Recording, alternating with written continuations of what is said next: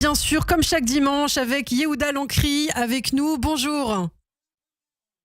Bonjour Ilana. Merci beaucoup d'être avec nous. Vous êtes ancien ambassadeur, effectivement. On vous entend chaque semaine sur Radio J. Et c'est important de vous entendre après ces violences qui ont éclaté aux Pays-Bas jeudi soir. Vous avez vu, en Israël, on parle de pogrom, on parle de chasse aux Juifs également. Alors, d'abord, peut-être votre réaction suite à ces images que vous avez vues, notamment cet homme qui crie « Je ne suis pas juif » pour pouvoir sortir du guet-apens dans lequel il était. Je pense qu'on a atteint avec cette chasse aux Juifs, cette déferlante à Amsterdam de la populace en furie furieuse, un point de rupture gravissime. C'est la suite inévitable de la vague d'antisémitisme qui s'est propagée en Europe avec une intensité redoublée depuis le 7 octobre. Les autorités, comme vient de vous l'expliquer votre précédent interlocuteurs, n'ont pas toujours eu la fermeté nécessaire pour exercer la coercition de lois qui existent dans beaucoup de pays. Donc je pense que c'est un symptôme très inquiétant, un point culminant qu'il faudra évidemment prendre au sérieux. Alors un symptôme très inquiétant, Yehuda Lancry, et c'est vrai que ça inquiète aussi quant à la présence israélienne en Europe, les voyages des Israéliens en Europe. On a dit voilà, que les autorités israéliennes avaient indiqué qu'il n'y avait aucune restriction particulière désormais pour les ressortissants qui souhaitent se balader tranquillement à Amsterdam, mais qu'il fallait tout de même prendre des précautions, c'est-à-dire dissimuler tout signe juif ou israélien. Oui, effectivement, il y a eu des avertissements dans cette direction aux Israéliens qui sont à Amsterdam. Mais dans l'ensemble, lorsque nous sommes en temps de rupture, comme en temps de guerre à l'heure actuelle, le Conseil de sécurité nationale émet de temps à autre des avis sur la conduite et le comportement adopté par les Israéliens en terre étrangère et particulièrement dans certains pays sensibles.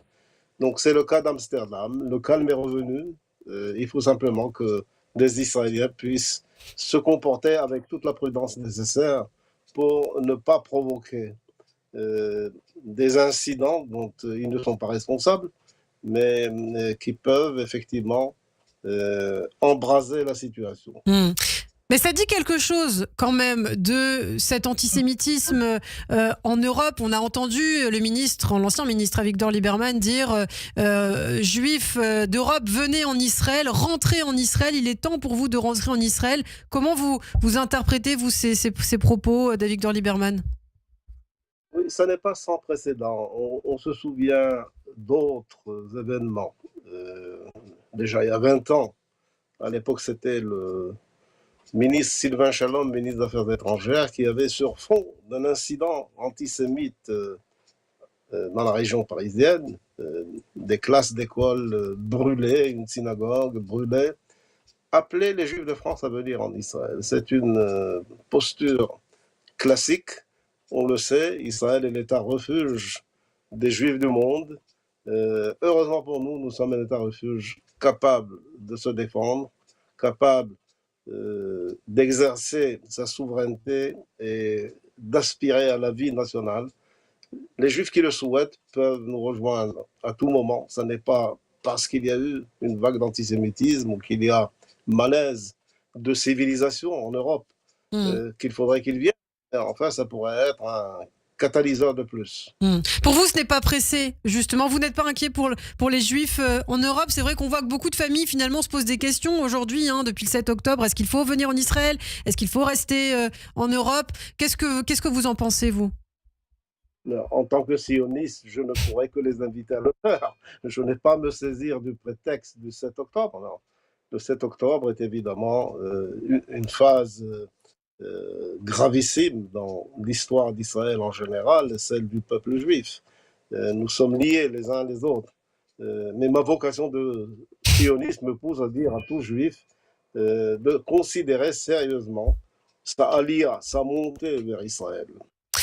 Alors l'actualité également, Yehuda, c'est ces manifestations, 401e jour de captivité pour les otages. Malheureusement, on a vu que des familles se sont encore réunies pour la 50e semaine consécutive, je crois, place Béguine, à Tel Aviv. Il y a également eu des manifestations à Jérusalem. Et oui, 400 jours maintenant. On a vu ces panneaux. Au lieu de se battre pour eux, Netanyahou se bat contre nous. C'est ce qu'ont scandé les familles des victimes. 400 jours, la honte de Netanyahou. C'est ce qu'on pouvait lire aussi sur des grandes lettres en carton blanc. Vous comprenez la colère des familles des otages? Je comprends pleinement la frustration et la colère des familles des otages, si je puis dire même leur désespoir. Mais il faut mettre un peu d'ordre dans tout ça.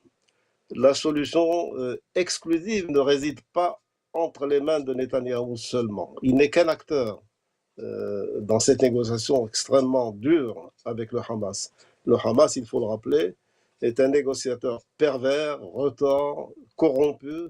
On a connu des négociations avec le Hamas qui ont duré des années pour finalement aboutir à la libération d'un militaire israélien contre 1200 prisonniers palestiniens. Cela étant, lorsqu'on écoute les déclarations du ministre sortant de la Défense, Yoav Gallant, qui a été limogé par Netanyahou, on a raison de se faire quelques soucis encore plus intenses quant à la situation des otages entre les mains du Hamas. Il nous indique clairement qu'il y a eu des occasions d'explorer des possibilités de compromis qu'Israël peut se permettre, d'après lui, même sur le plan sécuritaire. Et j'ai toute raison de le croire, parce que c'est un expert militaire, c'était un excellent ministre de la Défense d'ailleurs, qui a été arbitrairement limogé. Oui. Ces raisons de compromis, pas de compromission, mais de compromis, pour aboutir à une libération partielle ou totale des otages, n'ont pas été exploitées suffisamment. Alors, il nous reste moins d'une minute, mais je voulais aussi vous faire réagir évidemment à cette victoire de Donald Trump cette semaine aux États-Unis. Alors, bonne ou mauvaise chose pour Israël?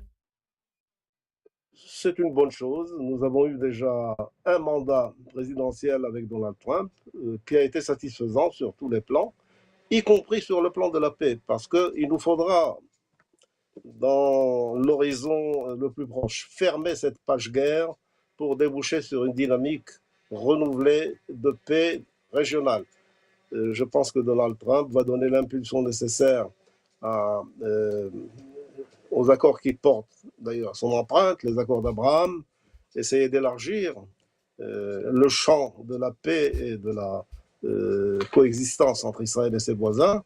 Évidemment, ça passe pour l'Arabie Saoudite, qui est un acteur majeur, par un progrès tangible sur le dossier palestinien. Et ça aussi, on devrait le faire. Eh bien, merci beaucoup. Merci Yehuda Lancry d'avoir été avec nous ce matin sur Radio J. On vous retrouve chaque semaine avec grand plaisir. Merci.